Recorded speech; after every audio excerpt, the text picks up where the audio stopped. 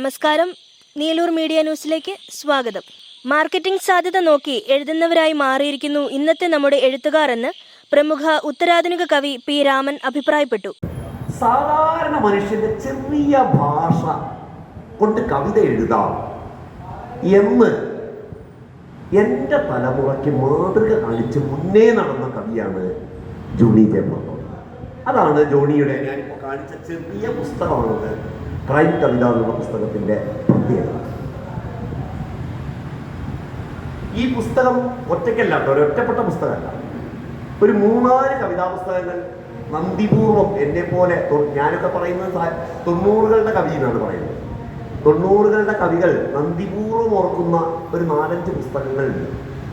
എല്ലാം ഇതുപോലെ ചെറിയ പുസ്തകങ്ങളാണ്. ഞാൻ പേര് പറയാം. ഒന്ന് ക്രൈം കവിതകളാണ് ജോണിയുടെ. മറ്റൊരു പുസ്തകം അടുക്കള എന്ന് പറഞ്ഞൊരു പുസ്തകമാണ്. അത് എഴുതിയ കവിയുടെ പേര് സച്ചിദാനന്ദൻ കുളങ്കരാവ്. വേറൊരു പുസ്തകത്തിന്റെ പേര് പറയാം. പാലാ സഹൃദയ സമിതിയുടെ മൺസൂൺ കാല സമ്മേളനത്തിൽ കവിതയുടെ ഭാവുകത്വ പരിണാമത്തിൽ രേഖപ്പെടാതെ പോയവർ എന്ന വിഷയത്തെ ആസ്പദമാക്കി പ്രഭാഷണം നടത്തുകയായിരുന്നു അദ്ദേഹം.